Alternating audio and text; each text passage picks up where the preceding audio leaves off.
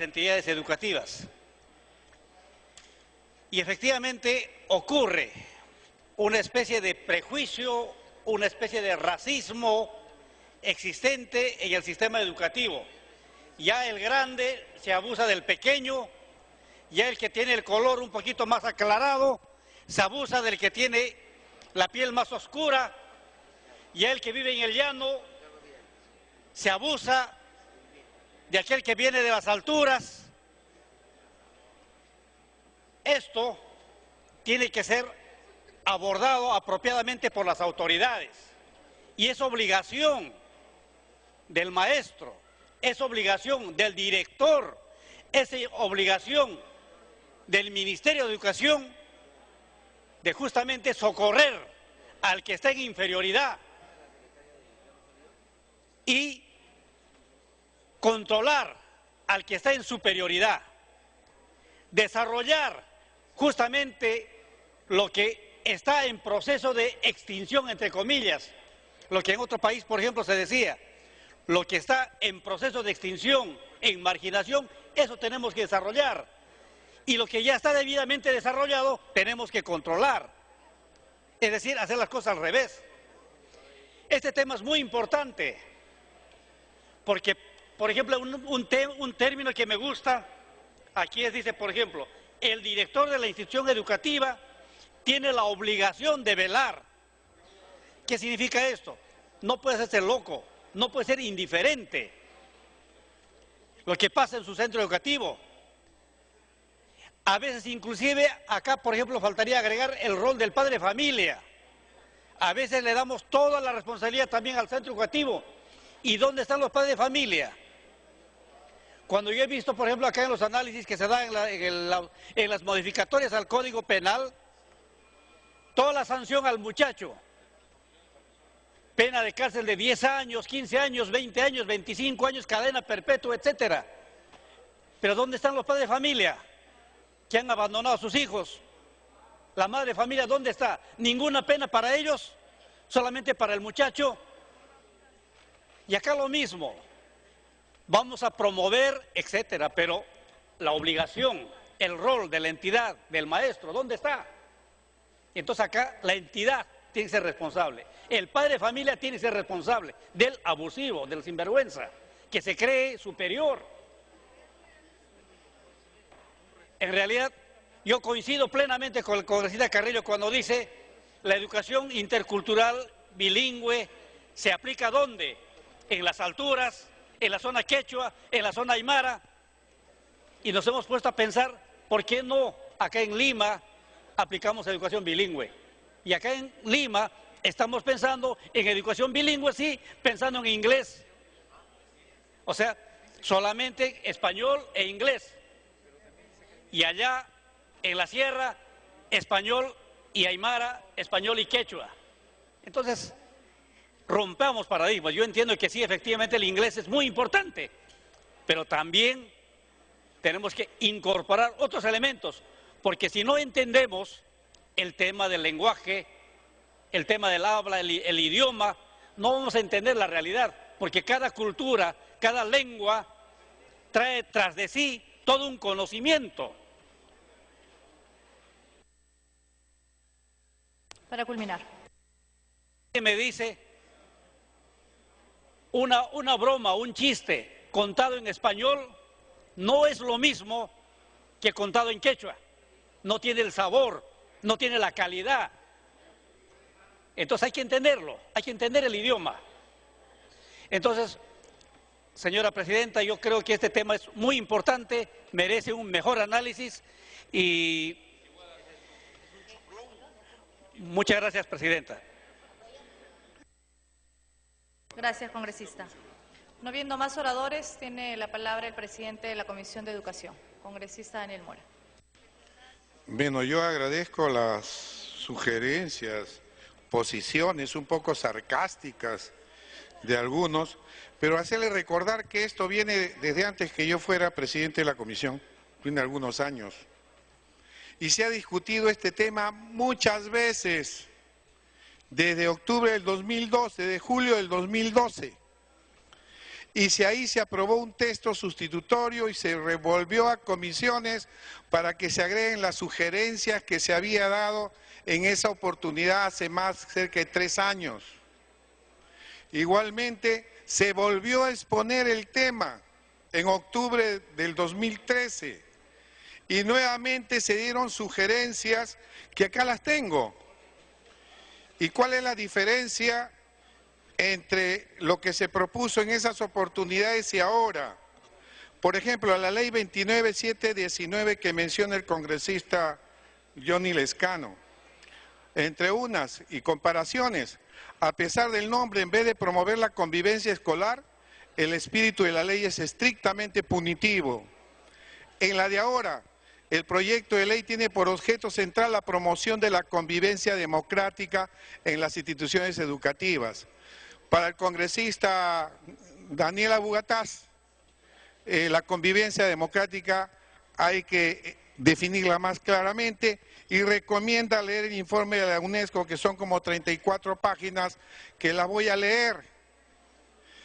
Y demanda al sector educación de normar sanciones a los miembros de la comunidad educativa ante casos de violencia escolar. La ley actual solo cubre el acoso sistemático entre estudiantes, el bullying, sin contemplar otros tipos de violencia escolar como la violencia sexual, castigo físico. Es decir, el actual, que es proyecto de varios señores congresistas, cubre todo tipo de violencia escolar. No tiene nada que ver, y le digo acá al congresista Daniela Bugatás con todo cariño, no tiene nada que ver con la ley universitaria, es otra cosa. La ley duplica funciones entre el profesional directivo y docente en la ley actual. El proyecto de ley que se está presentando, el dictamen, define mejor las diferentes funciones de directivos y docentes.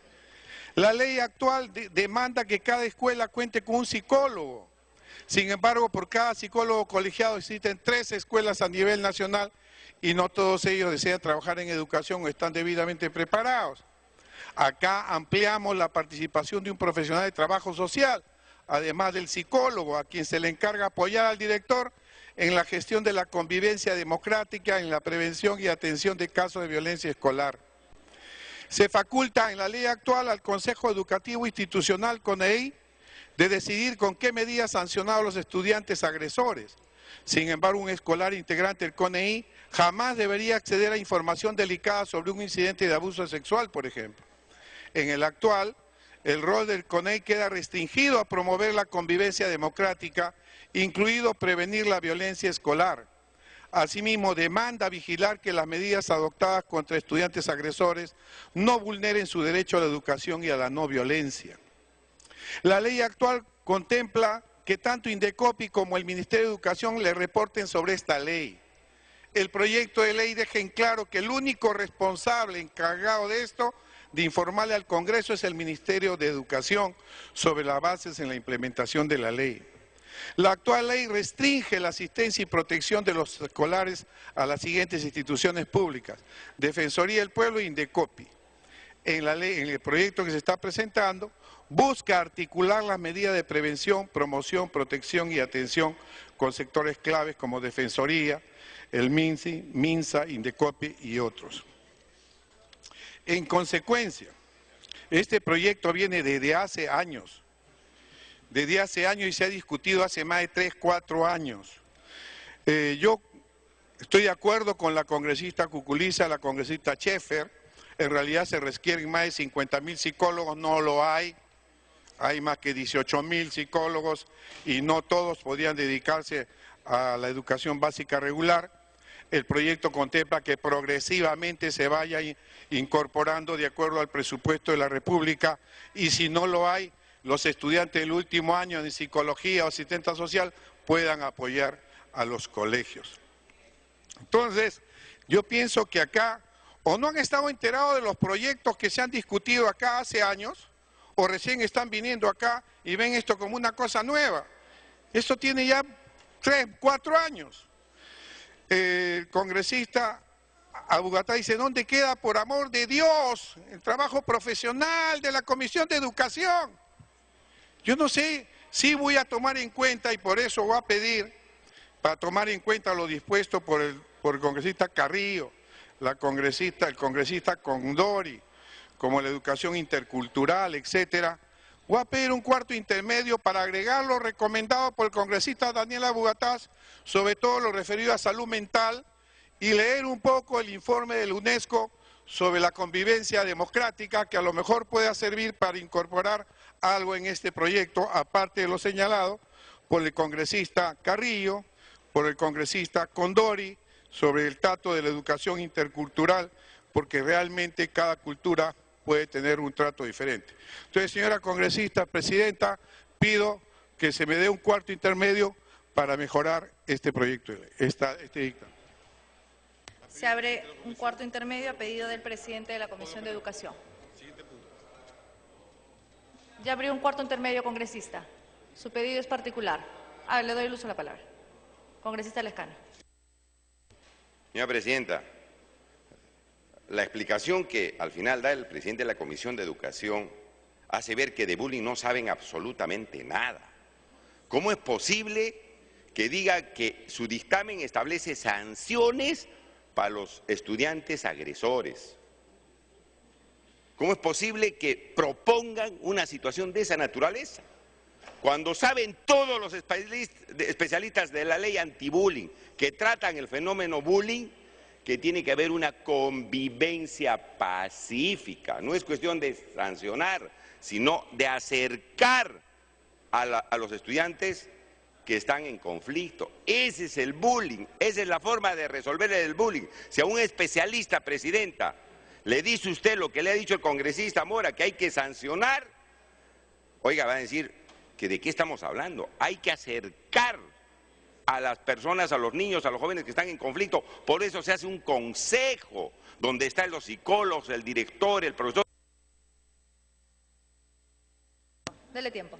Entonces, señora presidenta, no hay el ánimo de hacer bien las cosas, se insiste en sacar una nueva ley a pesar que hay una ley que no se ejecuta, no se rectifica y dice voy a agarrar y voy a modificar la ley vigente y voy a incluir lo que dice la congresista Cuculiza, que es un solo artículo. No, se quiere cambiar toda la ley, porque se piensa que ellos tienen la razón, no escuchan razones, presidenta. Yo he planteado una cuestión previa ante esta terquedad de hacer las cosas bien, no quieren hacer las cosas bien. Yo planteo una cuestión previa para que este tema vuelva a la comisión, señora presidenta de Educación, porque sería una irresponsabilidad no reclamar, no protestar por la forma como se está tratando este fenómeno que está matando a niños en los colegios, que está lesionando a niños en los colegios, y se quiere resolver ese problema demagógicamente, presidenta, con una nueva ley. Eso no lo podemos permitir, presidenta. Y por eso yo he planteado una cuestión previa, porque el presidente de la Comisión de Educación es terco en su posición, no quiere escuchar propuestas, no quiere escuchar a los técnicos. No. Culmine. Presidenta, pido que se vote la cuestión previa, porque, presidenta, aquí las cosas se tienen que hacer democráticamente. No puede hacer el presidente una nueva ley, habiendo una ley con su reglamento y habiendo una sola propuesta que creo que se puede incluir con un artículo modificando la ley anterior. O sea, hacen lo que les da la gana, presidenta, y no escuchan razones. ¿En qué Congreso estamos, presidenta? Hay que darle calidad a nuestro Congreso y no hacer las cosas de esta manera. Gracias, presidenta.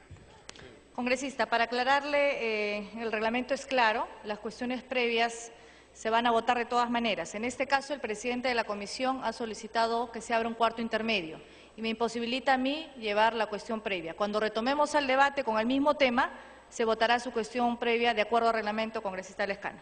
La cuestión previa queda pendiente cuando retomemos al Pleno y queda planteada. Siguiente punto. De las comisiones de Justicia, Mujer y Transportes. Proyectos de ley 163, 183, 260 y otros. Se propone el nuevo Código Penal.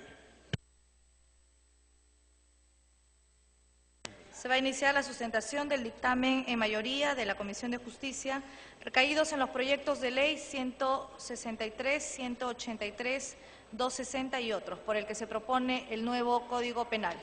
Asimismo, las comisiones de la Mujer y de Transporte han presentado dictámenes sobre los proyectos de ley 260 y 709 y 902 respectivamente. La Junta de Portavoces, con fecha 15 de abril del 2015, acordó la exoneración del dictamen de las Comisiones de Defensa del Consumidor, Respecto de los proyectos de ley 163 y 1061. De Cultura, respecto del proyecto de ley 1945. De la Mujer, respecto del proyecto de ley 3883. De Transportes, respecto de los proyectos de ley 3589, 3725 y 4001. Y de Fiscalización, respecto del proyecto de ley 3833 y la ampliación de agenda. Vamos a dar el uso de la palabra al presidente de la Comisión de Justicia. Congresista Eguren.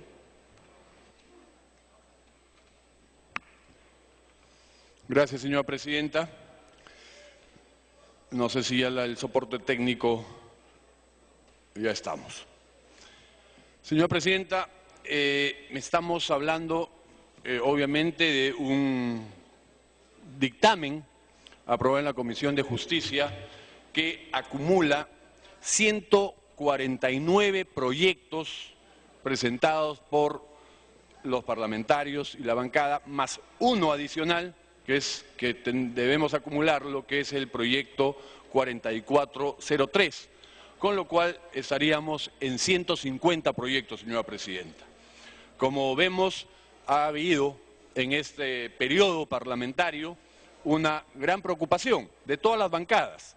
Tenemos de Acción Popular Frente Amplio 14 proyectos, Alianza Parlamentaria 2, Alianza por el Gran Cambio 3, que ahora son 4, Concertación Parlamentaria 8, Fuerza Popular 26, Nacionalista Jana Perú 49, Perú Posible 6, PPC APP 3, Solidaridad Nacional 16, Unión Regional 11, Poder Ejecutivo 2. Total 150 proyectos de ley que se han acumulado en un nuevo Código Penal.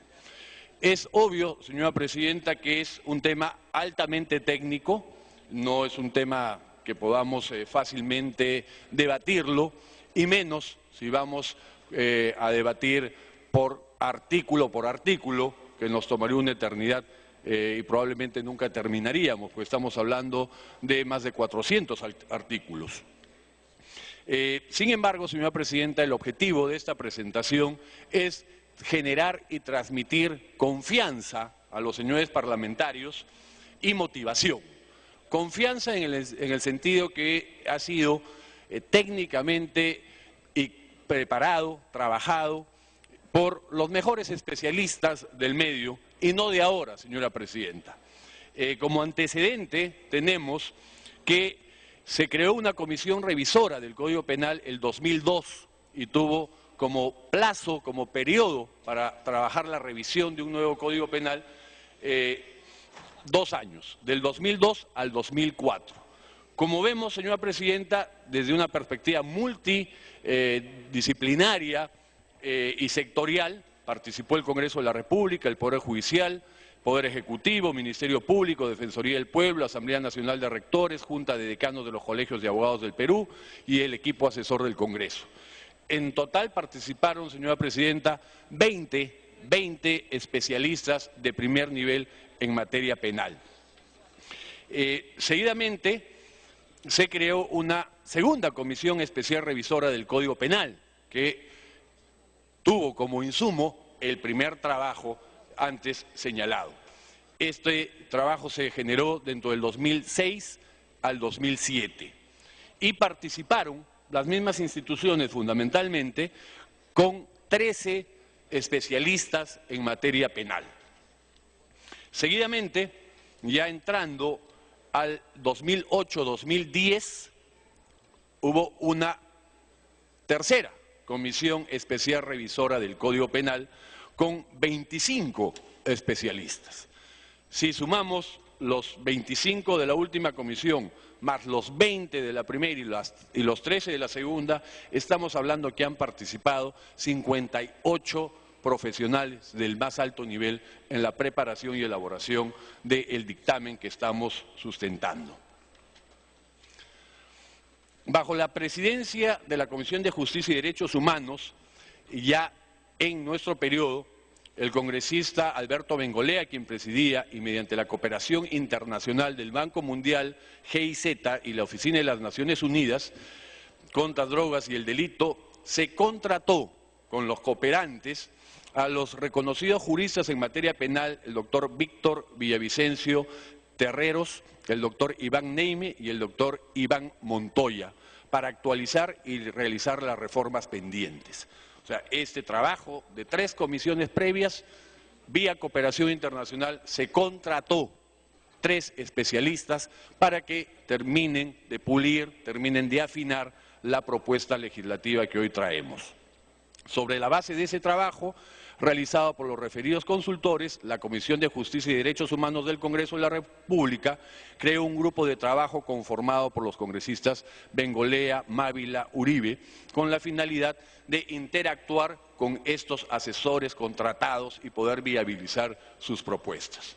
El referido grupo de trabajo presentó su informe final ante el Pleno de la Comisión de Justicia y Derechos Humanos en la primera legislatura 2013-2014 y fue aprobado.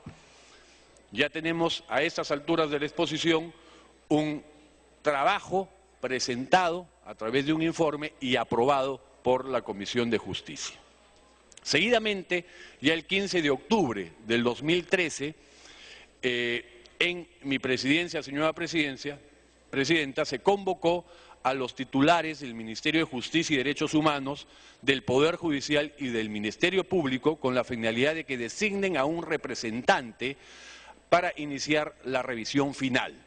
Es decir, las 3 instituciones vinculadas directamente al quehacer jurídico y particularmente en el ámbito penal, Ministerio Público, Poder Judicial y el Congreso de la República, conformaron ya un equipo final para para convertir todo ese trabajo académico, ese trabajo técnico, ya en un proyecto de ley. Este proyecto de ley es el 3491, que es el que finalmente fue aprobado ya como dictamen en la Comisión de Justicia y lo tenemos actualmente. Todo este recorrido, señora Presidenta, exhaustivo, técnico, complejo también, no fue suficiente para traer la propuesta al Congreso de la República, sino queríamos dotarnos y dotar al Pleno del Congreso y a la comunidad jurídica en general de más seguridades. Y es por ello que, en coordinación con la Presidencia del Congreso, se hizo publicaciones, tanto en el diario El Peruano, como en el diario Correo. Como ven, acá tenemos las publicaciones realizadas el 2 y 3 de febrero. ¿Por qué en febrero? Para que en el lapso del periodo de receso del Congreso podamos recibir, ya comunicamos abiertamente, ya no especialistas, ya no técnicos, ya no Poder Judicial, ya no Ministerio Público, sino abiertamente a todas las instituciones, a todos los profesionales, para que puedan revisar la propuesta del nuevo Código Penal y poder aportar con críticas, con sugerencias, con nuevos conceptos, nuevas ideas, hacernos ver errores que seguramente se han cometido y que tienen que ser corregidos. Y efectivamente ha servido esa medida precautoria, cautelar de la calidad que tomamos y se han recibido propuestas y sugerencias de 15 instituciones: Relaciones Exteriores, Transportes y Comunicaciones, Vivienda y Construcción, Defensa, Poder Judicial, Desarrollo de Inclusión Social, Salud, Cultura, Energía y Minas, etcétera, que están señaladas en la pantalla. Después de haber recibido todos estos nuevos y adicionales aportes, se ha seguido trabajando el texto final. Además de las instituciones señaladas, también se ha coordinado con universidades y particularmente con facultades de Derecho. Y se han recibido también aportes de la Universidad San Martín, de la Universidad Nacional del Callao, de la Universidad Ricardo Palma y de la Pontificia Universidad Católica del Perú, e igualmente de colegios profesionales. También de aportes ciudadanos, porque esta información ha estado en la página web del Congreso y también ha llegado aportes del Grupo de Trabajo contra la Tortura, de la Coordinadora Nacional de Derechos Humanos, de la Comisión de Derechos Humanos, Estudio para la Defensa de los Derechos de la Mujer, Asociación de Víctimas de Accidentes de Tránsito, Confederación Nacional de Instituciones Empresariales Privadas, CONFIEP. Entonces, los gremios, los sectores, las ONGs también han participado con sus aportes. Y finalmente, ciudadanos individuales, particulares, como el estudio Oré Guardia, el comandante de Policía Nacional del Perú, Edgar Martín Vargas, y el señor Manuel W. Córdoba Ochoa. Con esto se ha podido consolidar y seguir perfeccionando esta propuesta legislativa. ¿Cuáles son los objetivos de la adopción de un nuevo Código Penal? En primer lugar, tipificar y establecer nuevos delitos con sanciones adecuadas para la lucha real y efectiva contra la inseguridad ciudadana y el crimen organizado. Dos temas de altísima preocupación a nivel nacional, tanto desde la seguridad ciudadana, la delincuencia común, como del crimen organizado, que vemos que permanentemente está creciendo, se está fortaleciendo y necesita una acción decidida desde el Estado en la persecución y sanción, desde el ámbito punitivo. Incorporar la responsabilidad de personas jurídicas con el objeto de prevenir la corrupción. Un segundo tema fundamental, la corrupción es otro de los flagelos sociales que tenemos como país. Y dentro de ello, que ese es un aporte nuevo, novedoso, importante en la responsabilidad penal, que tradicional y típicamente está orientado a personas individuales como acción personalísima, ahora se involucra también a las personas jurídicas, llamémosles, acotado debidamente, al ser una nueva figura internacional, de alguna manera somos pioneros, no es que se esté ampliando tampoco en demasía. Prever la custodia especial postpenal, tema bien importante, y las medidas de vigilancia para prevenir delitos especialmente graves como el terrorismo y la violencia sexual. No basta con la acción punitiva, sino el post es importante, ejemplo típico en casos de terrorismo. Tipificar adecuadamente los delitos contra los derechos humanos, un tema que teníamos pendiente como una obligación del Estado peruano ante la comunidad internacional. Un tema transversal en toda la propuesta tiene que ver con la razonabilidad y la proporcionalidad en la persecución punitiva del Estado. Obviamente teníamos que partir del bien jurídico protegido, del bien jurídico tutelado, primario, fundamental, que es la vida. Y después de establecer las penas en la vulneración de este bien jurídico superior, que es la persona humana y su integridad, de ahí se va decantando las penas hasta los delitos menos lesivos a la sociedad, dándole razonabilidad y proporcionalidad. Porque a lo largo de las 400 y más modificaciones que ha tenido el Código Penal, se fue perdiendo la proporcionalidad y razonabilidad, porque en muchas ocasiones, congresos anteriores y seguramente este Congreso también ha legislado en función a coyunturas, en función a presiones sociales, a presiones mediáticas, rompiendo razonabilidad y proporcionalidad. Compatibilizar los proyectos de reforma integral del Código Penal con las bases fundamentales de la efectividad en la lucha contra la criminalidad, establecidas en el nuevo Código Procesal Penal. El Código Procesal Penal, tenemos que lograr que este Código Penal puedan tener la conectividad jurídica que hoy no tienen. Hoy hay figuras que no son debidamente procesadas, valga la redundancia, en el ámbito procesal con el nuevo código. Y finalmente, unificar todas las leyes penales hoy dispersas. Tenemos el Código Penal, pero también tenemos una ley de delitos informáticos que corre en paralelo, una ley de delitos aduaneros, una ley de delitos tributarios. O sea, hay una dispersión de normatividad de carácter penal, y el objetivo es consolidarlo en uno solo, en un solo cuerpo legal. ¿Cuál es la estructura del nuevo Código Penal? Tenemos un título preliminar, un libro primero que trata sobre la parte general, libro segundo, parte especial de los delitos, libro tercero, parte especial de faltas. Y la estructura misma ya del Código Penal, que arranca con el título preliminar y tenemos del artículo 1 al artículo 12. No los voy a cansar dando una lectura de un material que ustedes ya lo tienen. El libro primero, parte general, sección 1 de la ley penal, sección 2 del hecho punible, sección 3 de las penas, sección 4 de las medidas de seguridad, sección 5 de la extinción de la acción penal y de la pena, sección 6 de la reparación civil, sección 7 del decomiso, sección 8 de la responsabilidad autónoma de las personas jurídicas y sección 9, consecuencias accesorias. El libro segundo, parte especial de los delitos, tenemos desde la sección 1 hasta la sección 24.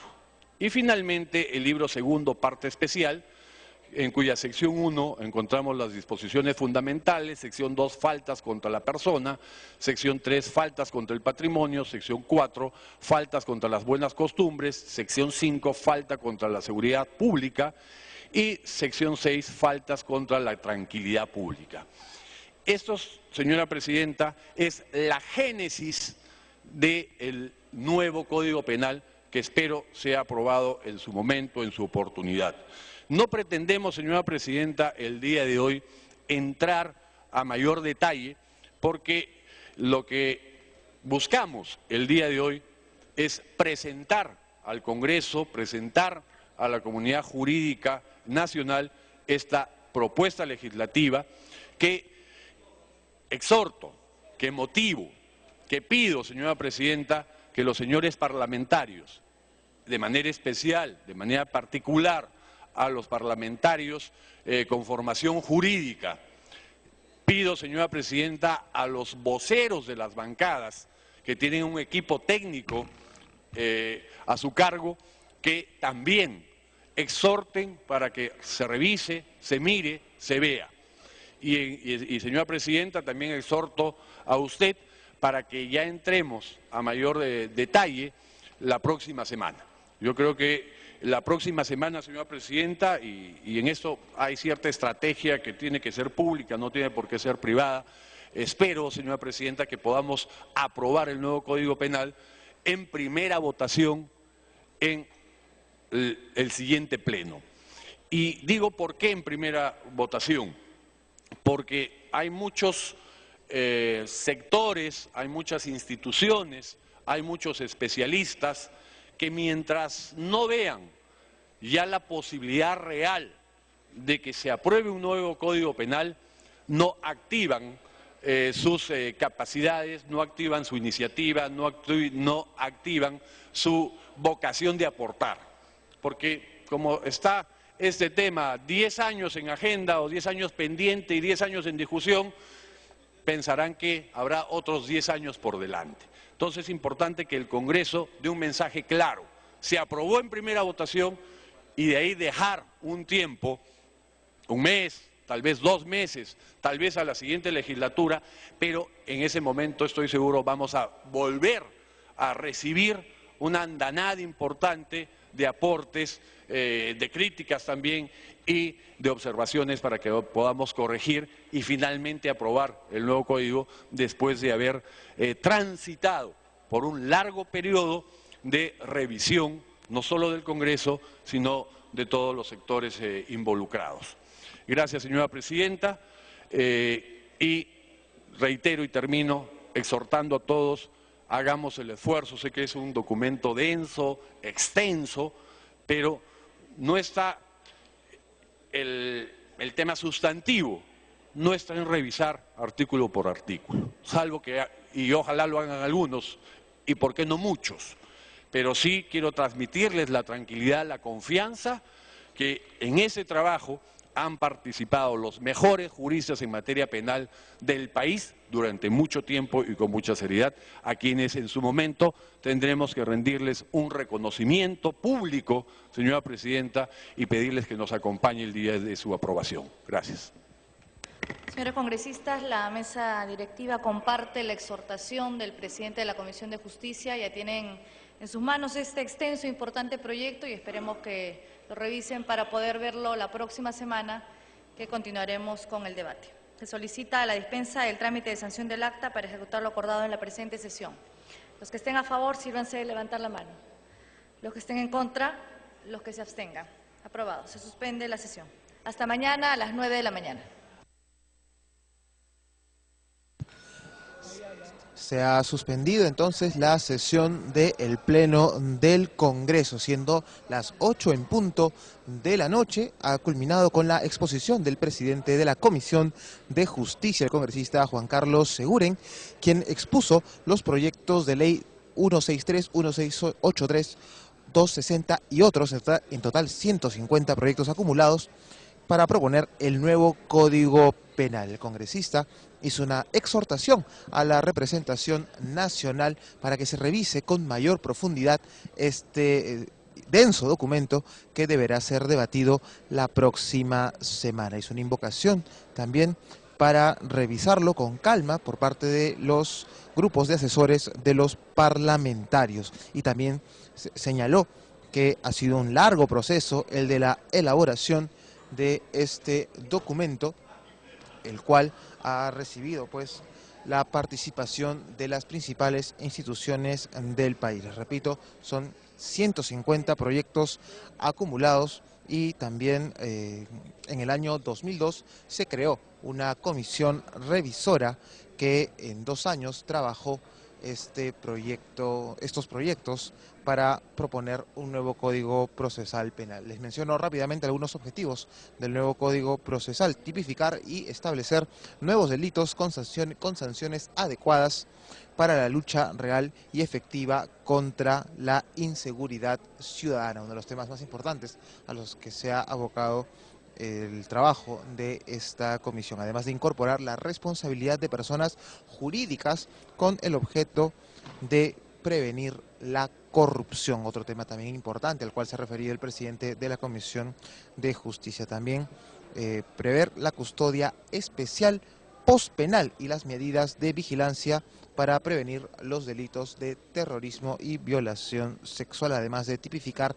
adecuadamente los delitos contra los derechos humanos, ya sea en tiempo de paz o de guerra. También establecer un sistema coherente de penas tomando como referencia el valor superior del bien jurídico vida, además de compatibilizar el proyecto de reforma del nuevo Código Penal con el ya existente nuevo Código Procesal Penal, y finalmente unificar todas las leyes penales especiales en este nuevo Código Procesal Penal.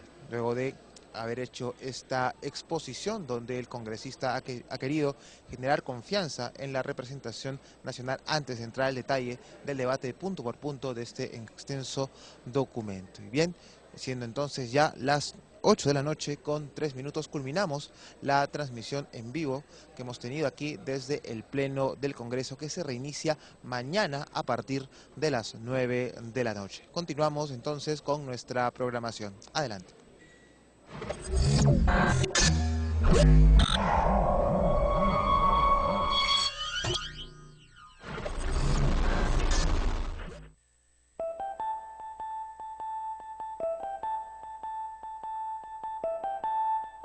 Hoy es el gran día. Hoy termina una de las mejores etapas de mi vida. Fueron 3 años de esfuerzo, dedicación y sacrificio. De alegrías y también de llantos contenidos por estar lejos de mi familia. Pero valió la pena, porque he cumplido el sueño que tuve desde muy niño. Yo jugaba a ser mecánico, arreglaba mis juguetes y desarmaba la radio de mi papá en mi pueblo de San José Santillana, en Huanta. Ahora reparo motores de vehículos con sistemas mecánicos y electrónicos, porque soy mecánico automotriz. Hoy es el inicio de un nuevo camino. Me esforzaré al máximo y tendré mi propio taller para salir adelante, ayudar a los míos. Beca 18 cambió mi vida.